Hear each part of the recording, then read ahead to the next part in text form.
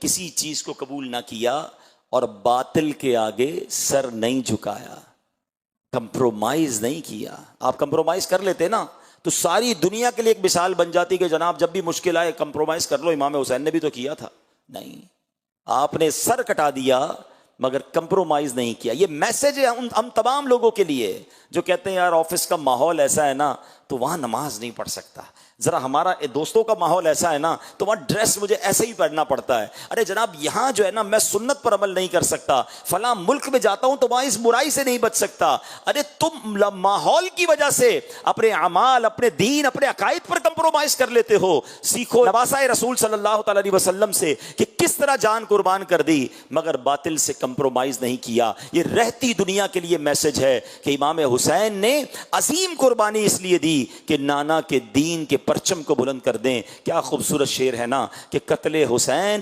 اصل میں مرگ یزید ہے، اسلام زندہ ہوتا ہے ہر کربلا کے بعد۔ تو وجہ یہ بنی کہ آپ نے باطل کے آگے سر نہیں جھکایا۔ اب دوسرا سوال ذہن میں یہ آتا ہے کہ ٹھیک ہے آپ نے جب نہیں کی بیعت تو مدینہ چھوڑ کر کربلا کیسے جانا ہوا؟ اصل میں آپ نے یہ ڈیسائیڈ کر لیا کہ اگر اب میں مدینے میں رہوں گا تو اس کے سپاہی جو ہیں اب یہ جنگ و جدال کریں گے، اور آپ کے دل نے گوارا نہ کیا کہ مدینے میں تلواریں چلیں، مدینہ منورہ کا امن و سکون برباد ہو، تو آپ نے سوچا کہ میں مکے چلا جاتا ہوں۔ آپ مکہ پاک کے لیے روانہ ہو گئے، مگر ذرا سوچیں کہ نواسۂ رسول جن کی پیدائش مدینے میں ہوئی، پورا خاندان مدینے میں ہے، ساری زندگی یہاں گزری ہے، اور اب انہیں مدینہ چھوڑنا پڑ رہا ہے۔ تاریخ میں جس طرح یہ واقعات لکھے ہیں کہ کس طرح امام حسین نے روتے ہوئے نبی پاک کے روضے پر حاضری دی، وہ رات کیسی آہو فغاں میں گزری تھی، نانا جان کو کس طرح الوداع کہا گیا کہ نانا حضور اب ہم سے مدینہ چھڑوایا جا رہا ہے۔ اللہ اکبر، یہ وہ ہستی ہیں جن کو میرے آقا جنتی نوجوانوں کا سردار فرمایا کرتے،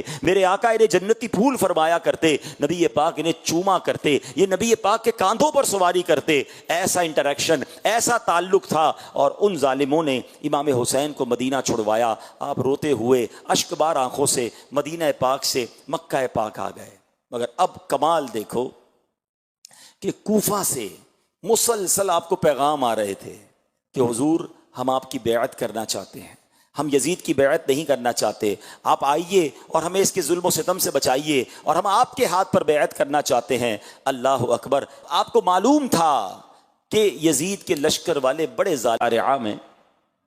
فَأَمَّا مَنْ ثَقُلَتْ مَوَازِينُهُ فَهُوَ فِي عِيشَةٍ رَاضِيَةٍ، فرمایا جس کی تولے بھاری پڑ گئیں یعنی نیکیاں زیادہ ہو گئیں، وہ من مانتے چین میں، وہ جنت کی راحتوں میں ہے۔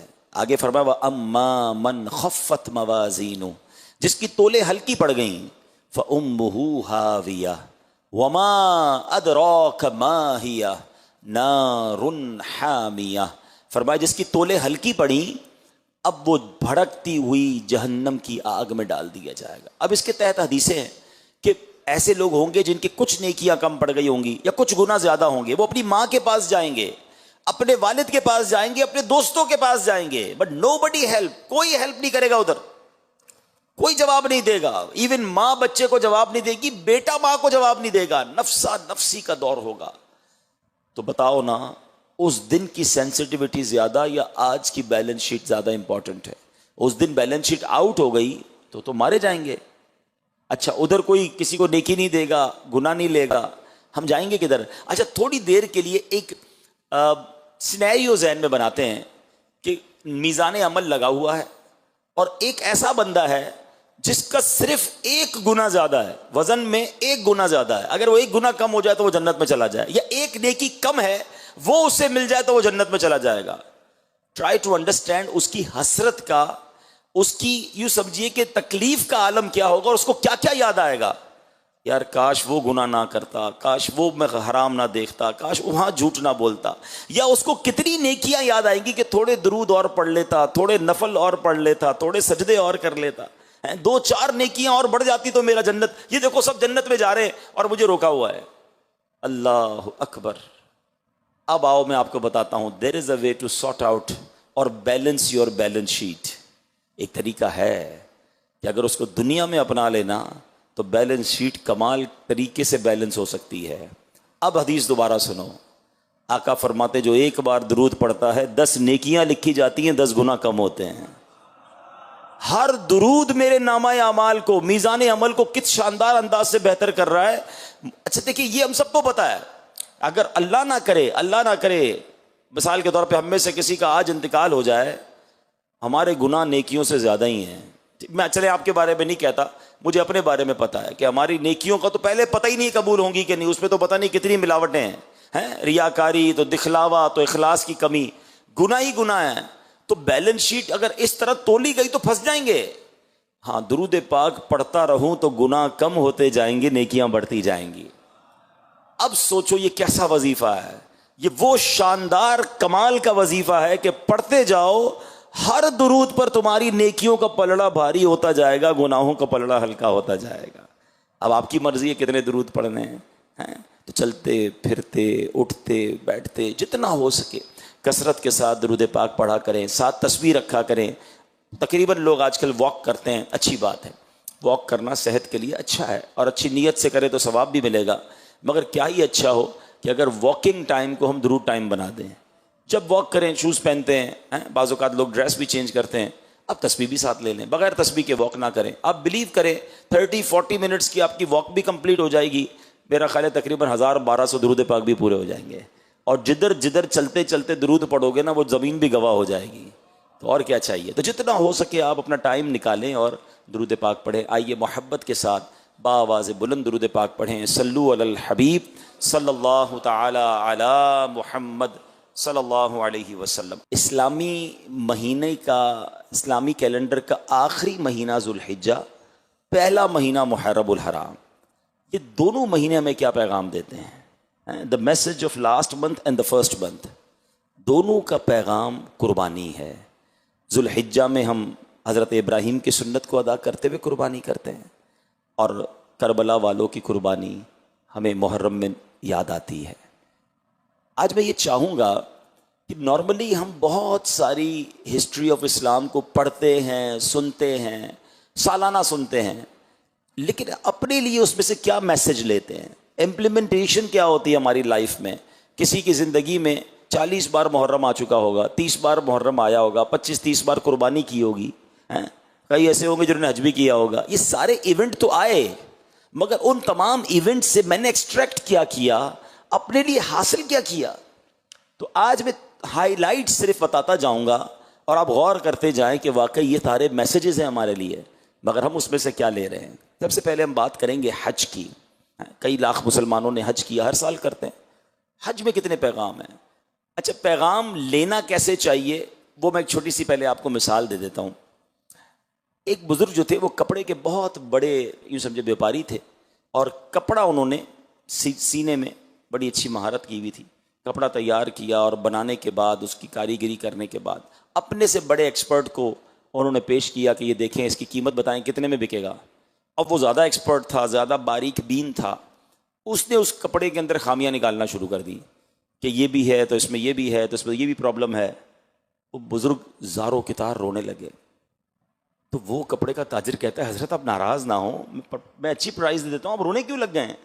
کہتے ہیں میں اس لیے نہیں رویا کہ تم نے جو ہے وہ مجھے میرے کپڑے میں عیب نکالے اور پرائز کم ملے گی. میں اس لیے رو رہا ہوں کہ میں نے اپنے طور پہ یہ پورا کپڑا پراپر بنایا تھا. جب تمہاری ماہر نظروں میں آیا تو تم نے اس کے فالٹس نکالنا شروع کر دیے. میں نے اپنے طور پہ نمازیں صحیح پڑھی ہیں، میں نے اپنے طور پہ عبادتیں ٹھیک کی ہیں، لیکن اگر قیامت کے دن مجھے رب کریم کی طرف سے کہہ دیا گیا کہ تمہارے سجدوں میں اخلاص نہیں ہے، تمہاری نمازیں قبول نہیں ہیں، تمہارے صدقے بہتر نہیں ہیں، اور وہاں میرے اعمال میں عیب نکلے تو میں کدھر جاؤں گا؟ Actually this is the way to get messages. ہمارے اسلاف کسی دنیاوی انسیڈنٹ میں بھی آخرت کا میسج لے لیتے تھے کہ یار اس سے آخرت کی کیسی یاد آ رہی ہے. تو بزرگ کے بارے میں آتا ہے کہ پہلے کے زمانے میں حمام ہوتے تھے، تو وہ حمام میں نہانے گئے تو ان کو باہر کسی نے روک لیا کہ آپ نہیں جا سکتے، آپ کے پاس پیسے نہیں ہیں یا کوئی اور وجہ تھی. آپ زاروں کی طرح رونے لگے. کہا آپ روئیں نہ، آپ چلے جائیں، رو کیوں رہے ہیں؟ کہ اس لیے نہیں رو رہا تو مجھے حمام میں جانے سے روک لیا. حمام تو وہ جگہ ہے جہاں گناہ گار نیک سب نہاتے ہیں. جنت میں تو جاتا ہی اللہ کا مقبول بندہ ہے، اگر جنت کے دروازے پر مجھے روک لیا گیا تو میرا کیا حال ہوگا؟ That is the way to think. یہ ہمارے اسلاف اس طرح سوچتے تھے کہ دنیا کے کسی معاملے کو لے کر آخرت کی یاد اور میسج لینا اپنی لائف کے لیے. مگر آج تو میں آپ کو اسلامی تاریخ کے عظیم واقعات اور عظیم تہوار کی طرف توجہ دلانا چاہتا ہوں جو ہم سب نے منائے نا, لیکن ہم نے سیکھا کیا؟ تو let's start with the Hajj. Hajj actually کیا ہے؟ اگر غور سے دیکھیں نا, طواف اللہ کے گھر کا طواف ہے, مگر صفا مروہ یہ کیا ہے؟ دو پہاڑیوں کے درمیان دوڑنا ہے. لاجک تو یہ کہتی ہے کہ یار ان دو پہاڑوں کے درمیان چلنے سے بہتر ہے کعبے کا طواف کر لو, لیکن نہیں. ایک ماں کی ادا ہے کہ اس ماں نے اپنے پیاسے بیٹے کے لیے پانی تلاش کیا, تو جب ماں دوڑی تھی رب کو وہ ادا ایسی پسند آئی کہ صفا مروہ کے درمیان دوڑنا ہر حاجی, ہر عمرہ کرنے والے کے لیے لازمی قرار دے دیا گیا ہے. اب منا کیمپس میں رہتے ہیں, عرفات میدان میں رہتے ہیں, مزدلفہ پتھریلی زمین پر سوتے ہیں. یہ سب کیوں کرتے ہیں؟ نہ اس میں کوئی بظاہر دیکھا جائے تو کوئی تلاوت ہے, نماز کے وقت میں نماز پڑھتے ہیں, لیکن اسپیشل کوئی ایسا عبادت وہاں کی نہیں ہے, وہاں ٹھہرنا ہے. یہی کام کعبے پہ تو ہو سکتا تھا. عرفات تو ہے بھی حدود حرم کے باہر, مگر اسٹیپ بائی اسٹیپ یہ اللہ والوں کی یادیں ہیں کہ نبی پاک یہاں ٹھہرے تھے, اللہ والے یہاں ٹھہرے تھے, ان کی ادا کو ادا کرنا ہے. مینا کی راتیں کیمپوں میں گزارنا افضل ہے چہ جائے کہ کعبے کے قریب گزارنا, کیونکہ وہاں نبی پاک نے رات گزاری تھی, تو امتی کا کام یہ ہے کہ وہ بھی وہاں رات گزارے. تو یہ بات سمجھنی ہے کہ پھر جو رمی کی جاتی ہے, جمرات کو پتھر مارے جاتے ہیں, شیطان کو کنکر مارے جاتے ہیں. شیطان تو اب وہاں نہیں ہے, ایک دیوار ہے, سارے حاجی مان رہے ہیں. لاجک یہ کہتی ہے کہ یہ اتنے سارے لاکھوں لوگوں کو کنکر لائن لگا کے اتنا رش ہوتا ہے, مار رہے ہوتے ہیں, اس کی بجائے 2 طواف ایکسٹرا کروا دو. نہیں, اللہ کی رضا ہے کہ میرے ابراہیم نے جو کام کیا میرے بندے وہ کام کریں. بلکہ میں ایک اور مزے کی بات بتاؤں, دعا کرتا ہوں اللہ آپ کو اگلے سال حج نصیب فرمائے. میں نے اب تک جتنا پڑھا ہے, میرا مطالعہ بہت تھوڑا ہے, آپ بھی کسی مفتی صاحب سے, عالم صاحب سے پوچھیے گا, جتنے نیک اعمال ہیں ان کے فضائل میں نے اب تک 2 ہی اعمال ایسے پڑھے ہیں کہ جن کو کرنے سے کبیرہ گناہ کی معافی کا اعلان ہے. ہر جمرے کو رمی کرنے پر, ہر رمی کرنے پر ایک کبیرہ گناہ معاف ہو جاتا ہے. اور ایک اور کام ہے جو آپ آسانی سے چاہیں تو ہر ہفتے میں کئی بار اپنے محلوں میں کر سکتے ہیں, کہ جنازے کو جو کاندھا دیتا ہے نا, ہر قدم پر ایک کبیرہ گناہ معاف ہوتا ہے. ہمارے یہاں کاندھا نہیں دیتے لوگ, اللہ اکبر, یقین کریں لالچ ہونی چاہیے کہ یار جنازہ ہوا ہے, چلو جنازہ پڑھوں, 40 قدم میں بھی سنت ادا کر لوں, 40 کبیرہ گناہ معاف ہو جائیں گے انشاءاللہ. تو یہ مواقع ہوتے ہیں کہ نیکی کدھر سے ملے گی. میں نے ابھی بتایا بیلنس شیٹ سیٹ کرنی ہے. ہاں, یہ کبیرہ گناہ جو معاف کروانے والے اعمال ہیں اس کو تو ڈھونڈ کے کیا کرو اور آگے بڑھ کے کیا کرو. بہرحال اب دوبارہ آتے ہیں تو اب یہ تمام چیزیں کیا بتا رہی ہیں؟ صفا مروہ کی سعی, جمرات کی رمی, مینا عرفات میں, یہ سب یہ بتاتا ہے کہ اللہ کی بارگاہ میں مقبول یہ ہے کہ اللہ والوں کی یاد منائی جائے. کوئی پراپر حج کو سمجھے نا تو اس کو پھر یہ بات کبھی بھی کنفیوز نہیں کرے گی کہ اولیاء کرام کی یاد کیوں مناتے ہیں, عرس کیوں مناتے ہیں, ان کا ذکر کیوں کرتے ہیں, سالانہ دن کیوں مناتے ہیں. ارے بھائی, اگر اللہ والوں کی یاد نہ منانا ہوتا اور یہ درست نہ ہوتا تو پھر اتنے سارے حج کے اعمال کیا ہیں؟ سارے کے سارے اللہ والوں کی یاد ہے. اللہ کی عبادت تو طواف میں ہو رہی ہے, لیکن رب نے اس کو بھی اپنی عبادت قرار دے دیا. ان الصفا والمروہ من شعائر اللہ, اللہ نے صفا مروہ کی پہاڑی کو اپنی نشانیوں میں سے نشانی قرار دے دیا, کیونکہ بی بی ہاجرہ دوڑی تھیں. تو بہرحال میرے پیارے اسلامی بھائیوں, پہلا میسج حج سے یہ ملتا ہے کہ حج اللہ والوں کی یاد ہے, اور اللہ والوں کی یاد منانا یہ اللہ کی بارگاہ میں بڑا مقبول عمل ہے. پھر آگے چلیں تو جو یہ احرام ہے نا, اللہ کرے آپ کو اور مجھے بار بار پہننا نصیب ہو, بلیو کریں اس کی کیفیت ہی اور ہے. لیکن جب احرام پہنتا ہے نا انسان, تو امام غزالی نے لکھا کہ وہ احرام پہنے تو اپنے کفن کو یاد کرے, کہ ایک وقت آئے گا سارا لباس اتار کر کفن پہنایا جائے گا. حج کو جائے, سفر پر جائے تو اس سفر کو یاد کرے کہ ایک بار مجھے گھر سے جنازے کی صورت میں لے کر جایا جائے گا, گھر بار, کاروبار, فیملی سب پیچھے, اور میں قبر میں چلا جاؤں گا. جس طرح حج کو گیا ہے, احرام پہن کر گیا ہے, سمجھ لے ایک دن آئے گا جب کفن پہن کے گھر سے نکلوں گا.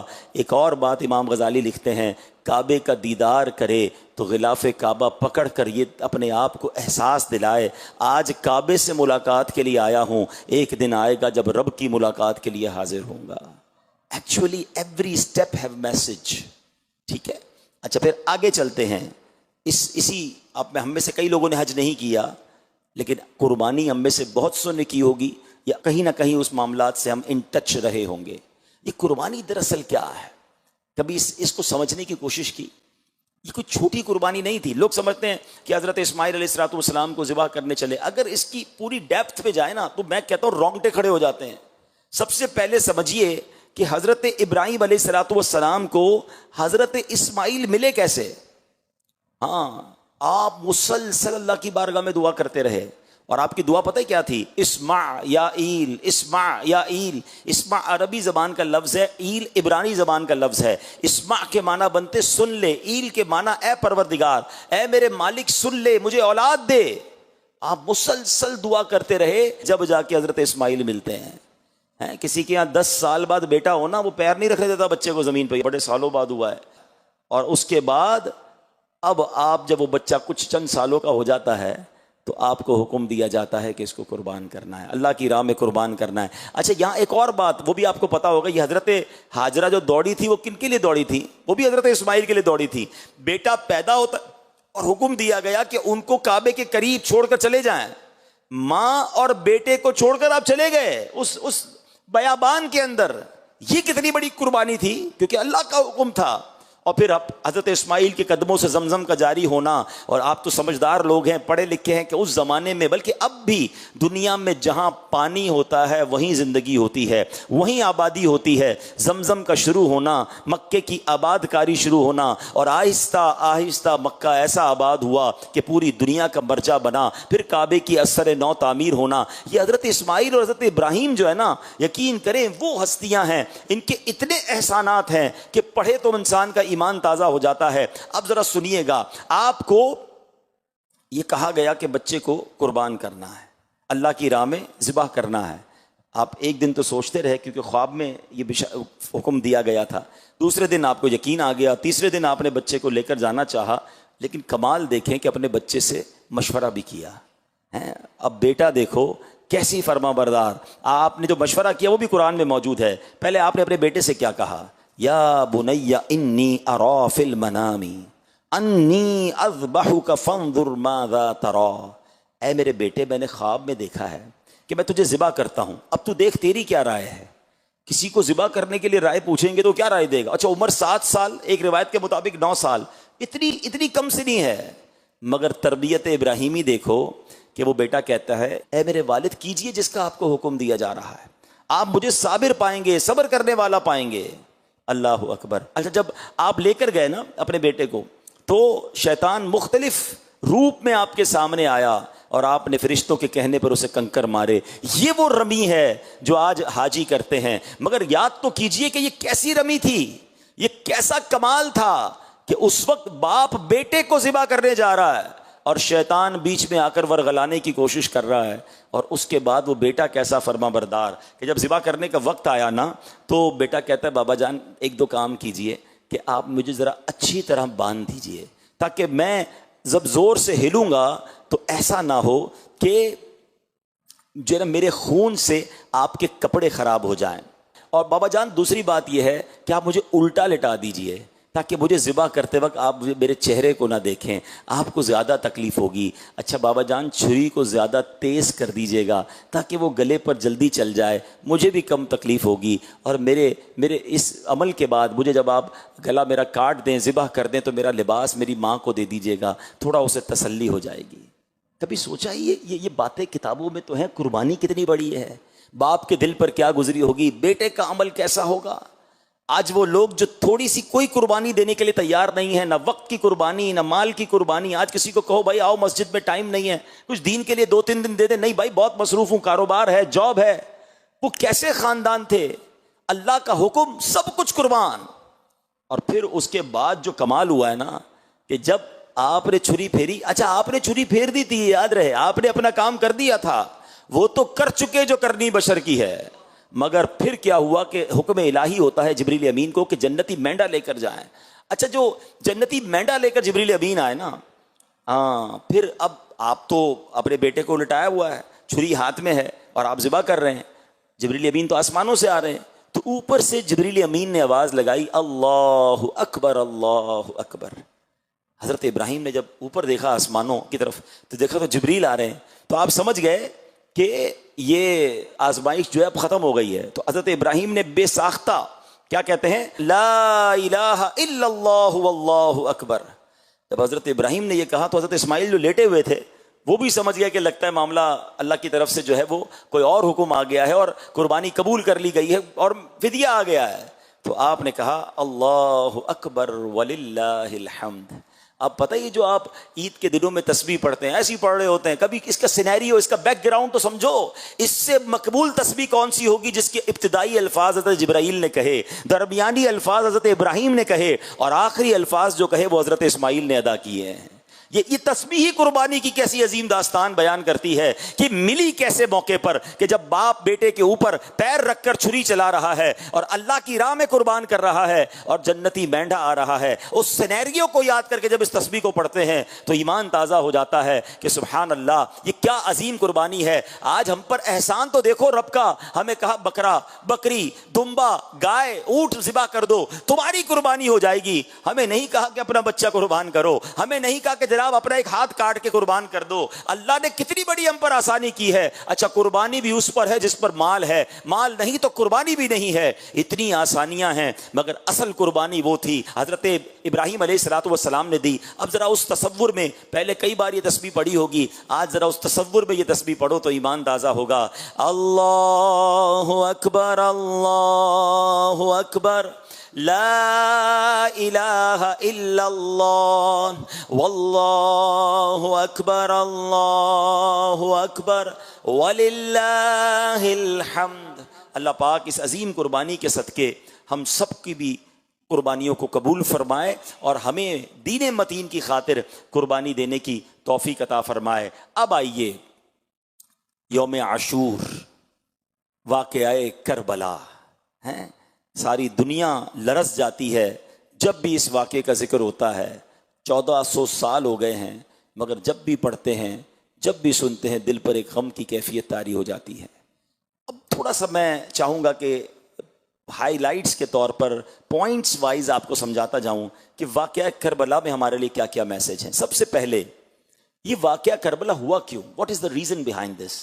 ٹھیک ہے نا، امام حسین تو مدینہ پاک میں تھے، وہ کربلا کیوں گئے اور یہ کیوں معاملہ ہوا؟ تو معاملہ یہ ہوا کہ حضرت امیر معاویہ رضی اللہ تعالیٰ عنہ کے وصال کے بعد یزید پلید نے اپنے ہی طور پہ تخت خلافت پر قبضہ کیا اور اس نے کوشش کی کہ سب سے پہلے امام حسین کی بیعت لے لوں۔ امام حسین بیعت کر لے گے تو باقی ساری دنیا کر لے گی، نواسہ رسول جو ٹھہرے۔ مگر جب آپ سے بات کی گئی، آپ تک پیغام پہنچایا گیا تو آپ نے انکار کر دیا ہے، کیونکہ آپ کو پتا تھا کہ وہ شرابی، کبابی، زانی، بدکار، بے حیائی کرنے والا، بہت سارے الٹے کام اس کے تھے۔ اس کو کیسے امیر المومنین مان لیں؟ اس کو کیسے مسلمانوں کا خلیفہ مان لیں؟ اب وہاں سے معاملہ بگڑنا شروع ہوا۔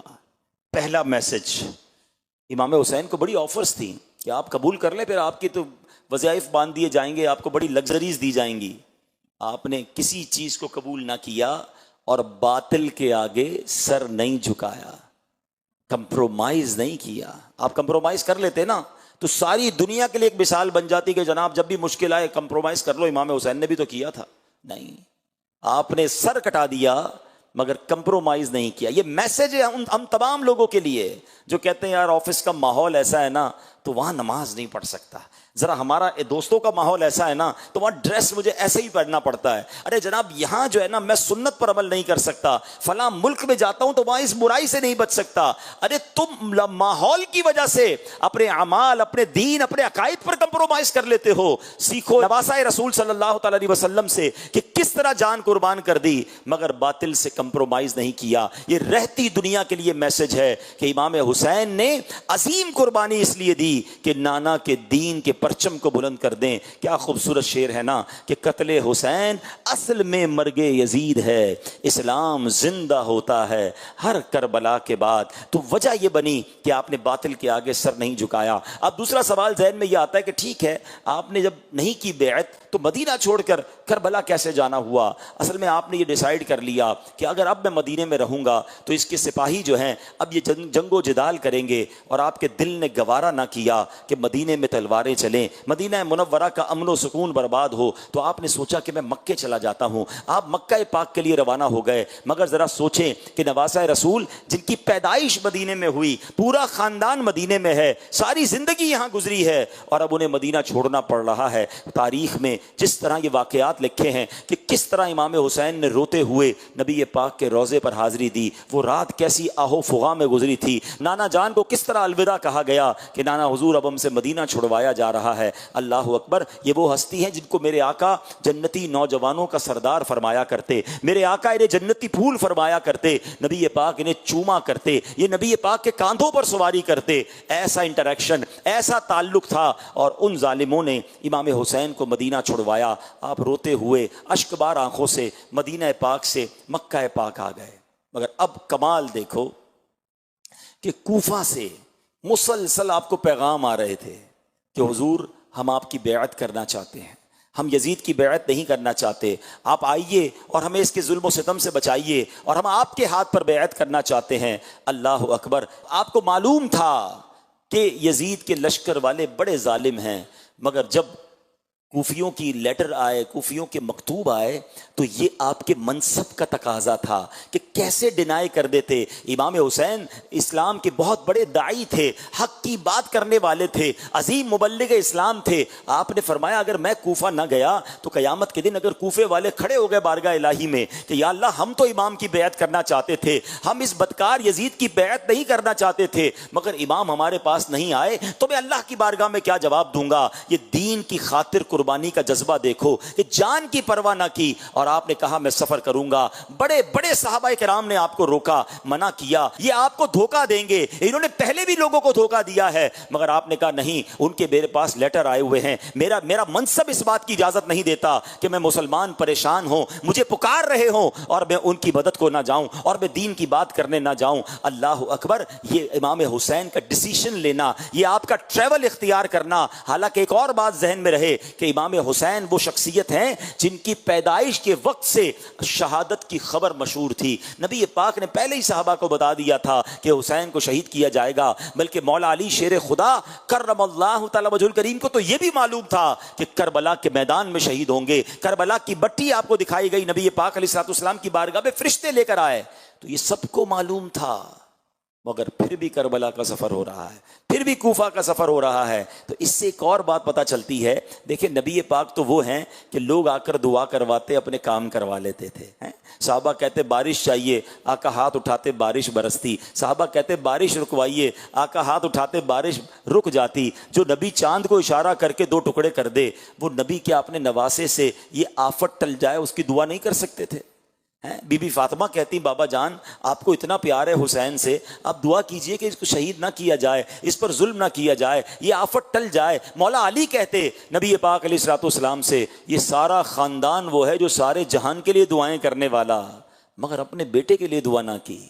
اس کے پیچھے علماء نے لکھا کہ یہ سب پریپیئر تھے اس امتحان کے لیے، سب اپنے بچے کو گویا خونے جگر پلا رہے تھے۔ امام حسین کی تربیت ہو رہی تھی کہ آگے جا کے تم نے دین پر قربان ہونا ہے، پتہ تھا پھر بھی صبر تھا۔